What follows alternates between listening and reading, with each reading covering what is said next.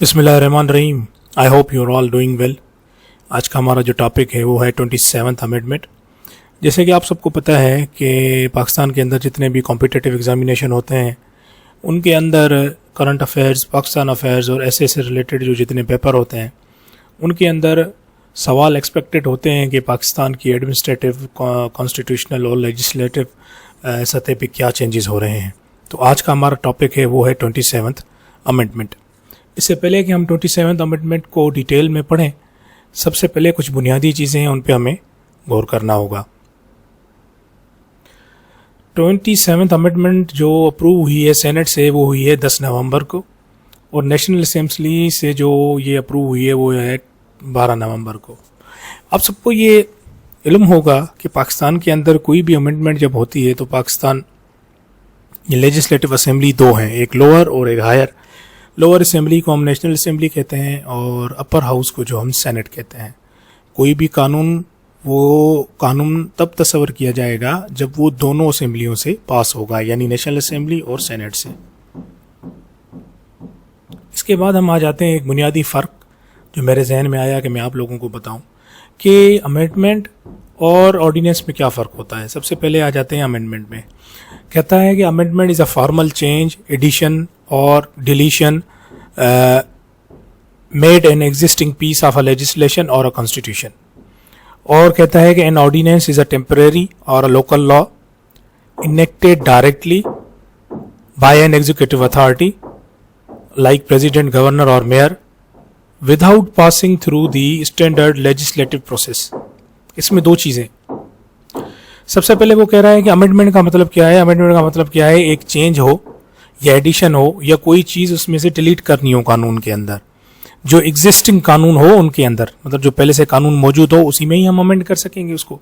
कोई चीज़ या ऐड करेंगे या डिलीट करेंगे।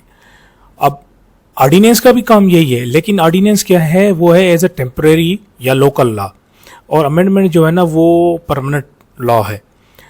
अब दोनों में फ़र्क क्या है। अमेंडमेंट हमेशा जो पास होती है वो प्रॉपर लेजिस्लेटिव प्रोसेस से पास होती है। आपकी पहले नेशनल असेंबली में पेश होगी, वहाँ पे डिबेट होगी, वहाँ से पास होगी, फिर उसके बाद वो सेनेट से पास होगी और 2/3 मेजॉरिटी के साथ। अच्छा, ऑर्डिनेंस की ज़रूरत हमें क्यों पड़ती है। ऑर्डिनेंस की जब हमें ज़रूरत तब पड़ती है जब हमारे पास टाइम ना हो, हुकूमत के पास, और लेजिस्लेटिव प्रोसेस बहुत बड़ा होता है, तो हमें टेम्पररी लॉ में चेंज लाने के लिए बहुत सारी ज़रूरत होती है मुल्क के अंदर। तो फिर हम क्या कहते हैं, जो डायरेक्ट एग्जीक्यूटिव अथॉरिटी होती है। एग्जीक्यूटिव अथॉरिटी कौन होती है, वो आपका प्रेसिडेंट होता है, गवर्नर होता है और मेयर होता है, और वो डायरेक्ट उस कानून को वो पास कर लेता है, ठीक है ना, और वो बाईपास कर लेते हैं पूरे लेजिस्लेटिव प्रोसेस को। ये तब होता है कि जब हुकूमत के पास टाइम कम हो और इंतहाई कोई ज़रूरत हो, तो फिर ये टेम्पररी लॉ पास होता है जो बाद में जाके प्रॉपर अमेंडमेंट होगी ड्यू प्रोसेस के साथ। तो this is the basic difference between amendment and ordinance. अच्छा जी, अब 27th अमेंडमेंट में आप अगर देखेंगे तो बहुत बहस हो रही है इस मुल्क के अंदर, और लाजमी बात है हमारे मुल्क के अंदर आपको पता है डेमोक्रेसी और जुडिशरी का जो हाल है। तो जब भी कोई अमेंडमेंट आती है तो मीडिया के अंदर, प्रिंट मीडिया के अंदर, सोशल मीडिया पे और बहुत सारे जो तज्जिया निगार हैं वो उसके ऊपर अपने कमेंट्स और एनालिसिस देते हैं। ये बहुत क्रिटिसिज्म भी हुआ है इस अमेंडमेंट को और बहुत सपोर्ट भी आई है। अब देखते हैं कि इस अमेंडमेंट के अंदर है क्या क्या चीज़ और कौन सी चीज़ें चेंज लाई गई हैं कॉन्स्टिट्यूशन के अंदर।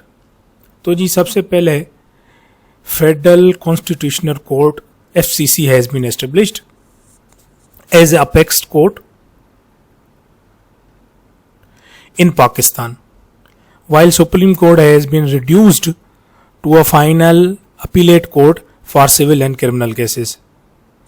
तो 27वीं अमेंडमेंट के अंदर जो सबसे बड़ा चेंज आया है कि पाकिस्तान के अंदर फेडरल कॉन्स्टिट्यूशनल जो कोर्ट है वो बनाई है, एस्टेब्लिश हुई है। अब इससे पहले आपको पता होगा कि पाकिस्तान के अंदर जो सबसे बड़ी कोर्ट थी वो सुप्रीम कोर्ट थी, लेकिन 27th अमेंडमेंट के बाद सबसे बड़ी जो कोर्ट है वो फेडरल कॉन्स्टिट्यूशनल कोर्ट है। अब सुप्रीम कोर्ट का क्या काम है जनाब, हमने क्या कर दिया है, supreme court has been reduced to final appellate court for civil and criminal matters. जितने भी आम आदमी के मैटर्स होते हैं वो या सिविल केसेस होंगे या क्रिमिनल केसेस होंगे, या किसी जुर्म के कोई केसेस हो गए या सिविल केसेस होंगे, खानदानी बरादरी के कोई से केस हो गए, मिल्कियत के कोई केस हो गए, इस तरीके से सिविल और क्रिमिनल जो आम रवाजी जो मेजॉरिटी और केसेस हैं उनको सुनेगी सुप्रीम कोर्ट, और वो सिर्फ उनकी एज ए अपीलेट कोर्ट होगी। नीचे वाली कोर्टों में अगर उनको इंसाफ नहीं मिला होगा तो वो अपील करने के लिए सुप्रीम कोर्ट में चले जाएंगे। लेकिन अब हमने सुप्रीम कोर्ट के ऊपर एक और कोर्ट बना लिया जिसका नाम है फेडरल कॉन्स्टिट्यूशनल कोर्ट। ये कोर्ट जो है जो सुप्रीम कोर्ट से भी ऊपर वाली कोर्ट है। अब मुल्क के अंदर जो सबसे बड़ी कोर्ट है वो फेडरल कॉन्स्टिट्यूशनल कोर्ट है और सुप्रीम कोर्ट इसके ताबे है। आगे क्या है जनाब, all matters of a constitutional nature including those all matters of constitutional nature including those involving disputes between provincial and federal government, public interest and the enforcement of fundamental rights of the people will be heard by FCC। अच्छा जी, अब federal constitutional court का काम क्या होगा?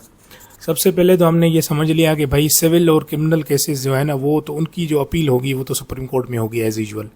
लेकिन कुछ ऐसे आईनी मामलात हैं जैसे सूबे एक दूसरे से नहीं बनते, पानी की मामलात पे, एनएफसी के मामलात पे, सूबों के बीच में जो मैटर होगा या फेडरल गवर्नमेंट और किसी सूबे के बीच में कोई मैटर होगा या कोई पब्लिक इंटरेस्ट का कोई मैटर होगा गवर्नमेंट और आवाम के बीच में या आवाम के बुनियादी हुकूम का कोई जो मैटर होगा, इन सारों की जो पेशी होगी या इन सारों को जो कोर्ट हैंडल करेगी वो जनाब है हमारी फेडरल कॉन्स्टिट्यूशनल कोर्ट। तो उम्मीद है आपको समझ आ गई होगी कि फेडरल कॉन्स्टिट्यूशनल कोर्ट क्या है। इसमें मेन चीज़ ये है जो समझने वाली बात है बेटा, वो ये है कि पाकिस्तान के अंदर अब सबसे बड़ी कोर्ट जो है ना वो अपेक्स कोर्ट जो है ना वो है federal constitutional court.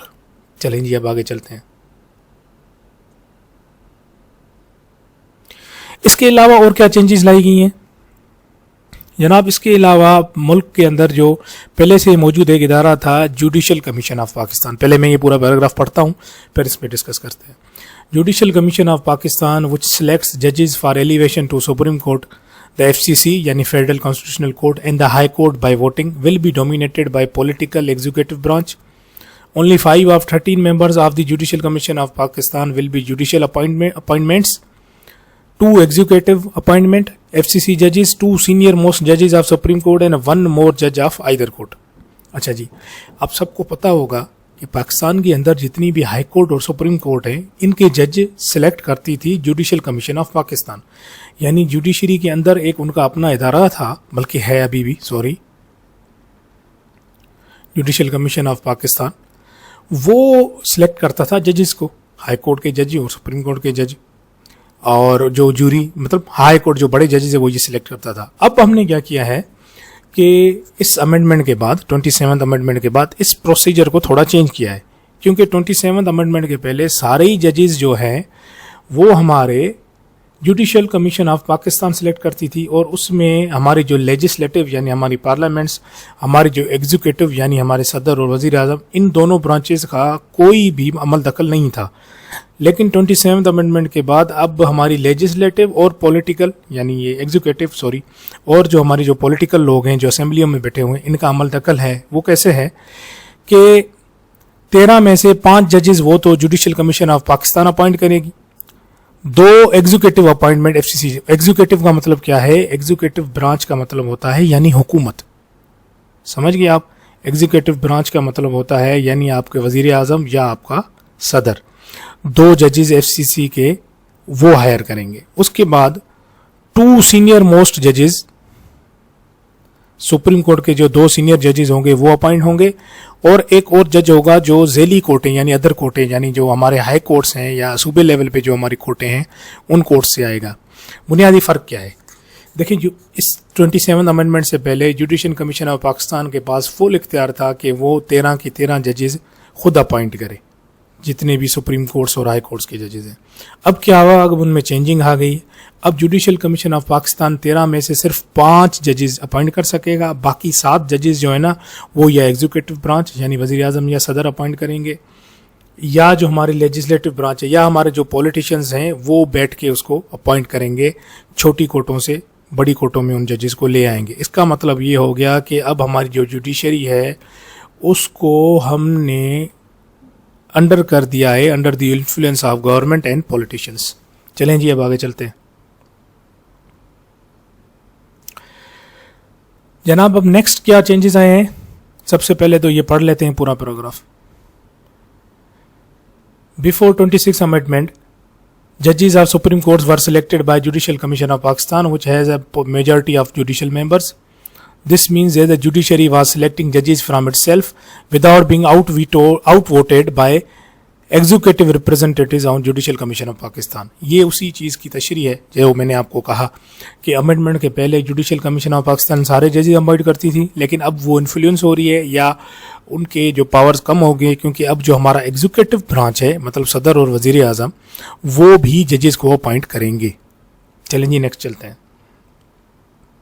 The executive dominated judicial commission of Pakistan. اچھا جی لفظوں پہ غور کریں، یہاں پہ کیا لکھا ہوا ہے؟ Executive dominated judicial commission of Pakistan. کسی بھی ملک کے اندر 3 بڑے برانچز ہوتے ہیں حکومت کو چلانے کے لیے، آپ کی جوڈیشری، آپ کی لیجسلیشن اور آپ کی ایگزیکٹو برانچ. لیجسلیٹو برانچ مطلب آپ کے ایوان، جوڈیشری مطلب آپ کا یہ ججز وغیرہ یہ سارے، اور ایگزیکٹو مطلب وزیر اعظم اور صدر. اس امینڈمنٹ کے بعد کیا ہو گیا ہے کہ جوڈیشل کمیشن آف پاکستان ہے تو جوڈیشل کمیشن آف پاکستان، لیکن اس میں اب ڈومیننس کس کی آ گئی؟ ایگزیکٹو برانچ کی، کیونکہ 13 میں سے جوڈیشل کمیشن صرف 5 جج اپوائنٹ کرے گی، باقی 7 یہ ایگزیکٹو برانچ اپوائنٹ کریں گے. اچھا ایگزیکٹو برانچ کو اس لیے بھی پاورفل کیا گیا ہے، کس طریقے سے پاورفل کیا گیا ہے پہلے وہ دیکھتے ہیں. اب ان کے پاس will also have a power to recommended the transfer of ججز from one court to another through president. اب کیا ہے کہ جوڈیشل کمیشن آف پاکستان جس کے اندر ایگزیکٹو برانچ کے پاس زیادہ پاور آ گئے ہیں، ان کے پاس یہ پاور ہو گئے کہ کسی بھی ججز کو وہ ٹرانسفر کر سکتے ہیں، جیسے کسی بیوروکریٹ کو وہ ٹرانسفر کرتے ہیں صدر کی منظوری کے بعد. اور اگر کوئی جج جو اس احکامات کو نہیں مانتا، کوئی جج کہے کہ بھائی میں آپ کے ان احکامات کو نہیں مانتا، تو اس کے خلاف جوڈیشری ڈسپلنری پروسیڈنگز ہوں گی. ٹھیک ہو گیا. Before the supreme judicial council, وہ بھی ایک کاؤنسل بنی ہوئی ہے جس میں بڑے بڑے ججز ہوں گے، اور وہ ججز بھی کون اپوائنٹ کرے گا؟ ایگزیکٹو برانچ مطلب صدر اور وزیر اعظم. اور کسی بھی جج نے اگر ان کے یہ احکامات نہیں مانے صدر اور وزیر اعظم کے ٹرانسفر کے، تو اس کے خلاف ڈسپلنری ایکشن ہوگا جج کے خلاف، اور مس کنڈکٹ بنائی جائے گی اور اس جج کو وہ ریموو بھی کر سکتے ہیں. مطلب اب جو ہماری جوڈیشری ہے وہ ہمارے ایگزیکٹو جو برانچ ہے صدر اور وزیر اعظم ان کے تابع آ گئی ہے. نیکسٹ چلتے ہیں. Amendment has been made. دوسری امینڈمنٹ کیا ہے؟ اس نے کیا دوسری امینڈمنٹ یہ ہے کہ amendment has been made to grant life time immunity for the arrest and or criminal and civil proceeding of the president. ایک تو پریزیڈنٹ کو انہوں نے لائف ٹائم امیونٹی دے دی ہے کہ اب وہ پریزیڈنٹ نہ بھی رہے، ریٹائرڈ بھی ہو جائے یا اس کا مدعا ختم بھی ہو جائے، پھر بھی اس کو امیونٹی حاصل ہے، کوئی بھی سول یا کرمنل کیسز ان کے خلاف نہیں ہو سکتے. نہ صرف صدر کو بلکہ فیلڈ مارشل، ایڈمرل فلیٹ اور مارشل آف ایئر فورس، تینوں فوجوں کے یہ تینوں بڑے عہدے اور صدر کو انہوں نے امیونٹی حاصل کر دی ہے اس امینڈمنٹ کے بعد کہ ان کے خلاف کوئی بھی کیسز نہیں ہوں گے، بھلے وہ اپنے عہدے سے ریٹائرڈ بھی ہو جائیں، پھر بھی تاحیات ان پہ کوئی کیس نہیں ہو سکتا. یہ ایک بڑا متنازع اور بڑا اس پہ بڑی کرٹیسزم ہے کہ دنیا میں یہ کہیں پہ نہیں ہے. ہاں جب آپ عہدے پہ ہوتے ہیں تو اس عہدے کو امیونٹی حاصل ہوتی ہے، لیکن جب آپ عہدہ چھوڑ دیتے ہیں پھر تو امیونٹی پورے ملک میں نہیں حاصل ہوتی، لیکن پاکستان میں یہ ہے انفارچونیٹلی. چلیں جی اب لاسٹ پوائنٹ پہ چلتے ہیں. اس میں کیا ہے؟ اس میں کہہ رہا ہے کہ position of chairman of joint chief of staff has been abolished, national strategic command has been transfer to military, the army chief will be the chief of defence forces making him the head of all military services including army, navy and air force. The field marshal has been empowered to retain the rank, privilege and uniform for life. اچھا جی اب کیا ہے؟ آخری چیز یہ ہے اور جو بڑی امپورٹنٹ ہے کہ پاکستان میں ایک عہدہ ہوا کرتا تھا جوائنٹ چیف آف اسٹاف، جو جنرل شاہر شمشاد تھے لاسٹ، ان کے بعد اب کوئی نہیں ہوگا کیونکہ وہ عہدہ ختم کر دیا گیا. تو ذرا آپ اگر اس لفظ پہ غور کریں تو یہاں پہ لکھا ہوا ہے chairman of joint chief of staff. Joint chief of staff کا چیئرمین مطلب جتنے بھی ہماری فورسز کے چیف ہیں، آرمی، ایئر فورس اور نیوی، ان کی ایک کمیٹی بنے گی اور کمیٹی کا جو ہیڈ ہوگا وہ ہے chairman of joint chief of staff. اب انہوں نے یہ عہدہ ختم کر دیا ہے، ٹھیک ہو گیا. دوسری بات national strategic command, sorry to سے ایک minute, national strategic command has been transfer to military. National strategic command ایک الگ ادارہ ہوا کرتا تھا جس کا چیئرمین کبھی آرمی سے کبھی ایئر فورس سے آیا کرتا تھا, لیکن اب وہ سوللی اس کا وہ ملٹری کے پاس ہے اور اس کا ہیڈ جو ہے نا وہ ملٹری سے آئے گا. اور army chief will be chief of defence forces. اب جیسے میں نے پہلے آپ کو کہا کہ chairman of joint chief of staff committee, اس عہدے کو ختم کر دیا گیا ہے. اس کی جگہ ایک پرماننٹ عہدہ, وہ تو ایک کمیٹی تھی, اب ایک پرماننٹ عہدہ آ گیا جس کا نام ہے چیف آف ڈیفینس فورسز. تینوں فورسز کا ایک پرماننٹ چیف ہوگا, ایک عہدہ ہوگا جو موسٹ پاورفل عہدہ ہوگا, اور وہ کون ہوگا؟ وہ آرمی کا جو چیف ہوگا اور وہی ہوگا جو ہماری تینوں فورسز کو ہیڈ کرے گا, army, navy and air force کو.